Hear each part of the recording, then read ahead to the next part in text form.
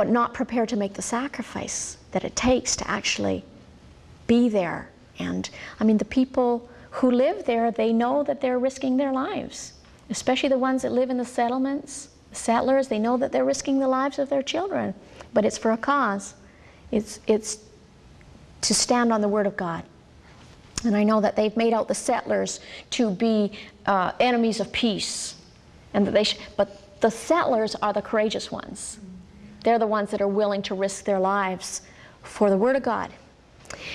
And as we head further and further along this, the fulfillment of end times prophecy, you are going to more and more be like fish swimming upstream. I think you know that.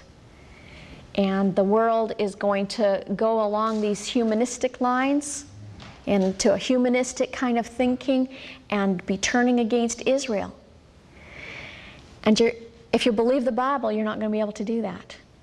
If you stand with God, you're not going to be able to do that. I know that a lot of people don't understand what's going on in Israel. And for one thing, you don't hear very much here. I mean, unless there's some terrible, very serious bombing or something. We've been shocked by being in the States and finding out that you just don't hear that much about Israel. There just isn't much in the news. And when you live there, I mean, it's on the TV and it's on the radio and all day long. It just consumes. It's just, but here it'd be, you know, and life is comfortable, and it would be easy to just forget unless something starts to hit you in the face. I think it's easy for people to just forget.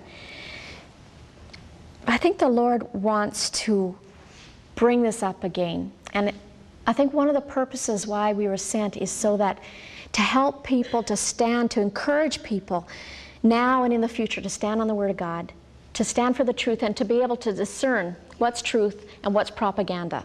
Because just like in World War II, when the Nazis put out a lot of propaganda against the Jews, we see before it was anti-Semitism, now it's just anti-Zionism. It's the same thing. It's still from the enemy trying to destroy the Jewish people and trying to destroy Israel, to prove God a liar, because God says they will never cease to be a nation before me. So it's the same thing, it's just changed names so that now it's a little bit more politically correct.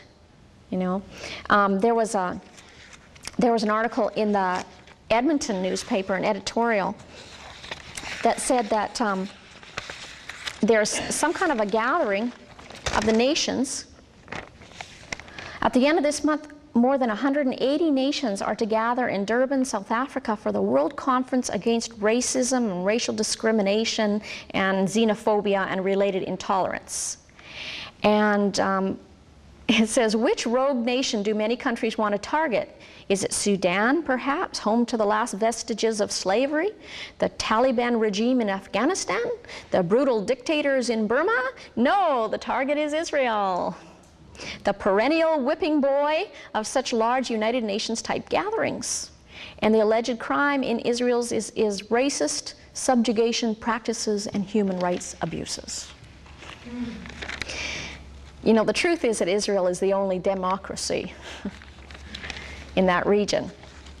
And it's not that Israel is perfect, but we have to start facing the facts and the truth about Israel. I think that a lot of people were angry with the Prime Minister when they came to that ceasefire, that unilateral ceasefire, which meant that Israel would stop fighting back and they'd let the enemy keep pounding on them. And a lot of people were upset, but I think that it helped to show the world what the truth is. You know, and Israel has always extended the olive branch if her neighbors will live in peace. But they refuse to do so. And it's a lie to think that they want to live in peace. They don't want to live in peace. Their stated mandate, which they have never rescinded, is to destroy Israel, to push Israel into the sea. And we know where that comes from. As Radek said, we're not fighting flesh and blood, but against principalities and powers. And yet we do fight flesh and blood. I mean, when a suicide bomber goes into a restaurant and blows himself up along with Israeli men, women, and children, that's flesh and blood. That is real blood running on the street. And I feel there's a lot of people wanting Israel to make peace. There's a lot of people, I think, frustrated with the issue of Israel. And they think, why can't these people just grow up? I mean, for goodness sake, they're cousins. The Arabs and Jews, if not brothers, because they used to be brothers. So why can they not just kind of kiss and make up? Why can't they just stop fighting? And one of the most common questions is, why all the fighting? Why does it have to continue? And people want them to make peace with the Arabs. But, you know, it says, blessed be the Lord my God who trains my hands for war and my fingers for battle. And in Ecclesiastes it says, for everything there is a season. And you see, there is a time for peace, but there is a time for war. And there is a time when not fighting or peace is not the right thing. And I think that what's happening in Israel is not a new thing. It's a very ancient thing that is just only carrying on. And when we read the Bible, we can see all kinds of examples of when this happened before. And when God, you see, when God brought Joshua and the children of Israel across the Jordan and into the promised land, that land was inhabited. Okay, let's forget our humanistic thinking for a minute, all right? God told Joshua, he commanded Joshua to go into the land and to possess it and to drive out the inhabitants. It's not like that land had nobody living there. There were inhabitants there, and he said, go in, I command you to go in and drive out the inhabitants. And in fact, God was angry when they failed to do that. He said, how long will you refuse to take possession of this land? And God warned Joshua not to make a treaty or any covenant with the inhabitants of the land. And I believe the same holds true for Israel today. Do not make a treaty, do not make a covenant with the people, the inhabitants of the land, or they will be a snare to you, and they will always be a thorn in your side.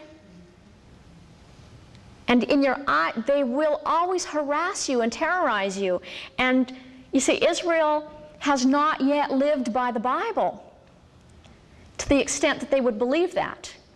Now, there is a segment of Israeli society that they would, I guess, would call the right or whatever. I'm not into politics, I don't know. But they are the ones that believe this.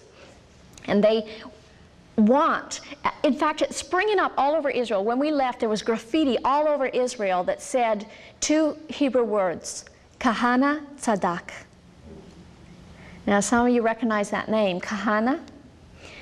Rabbi Kahana was an Orthodox Jewish rabbi who taught from the Torah, and he taught this biblical view that we are not to make a treaty with the inhabitants of the land, and they should be driven out.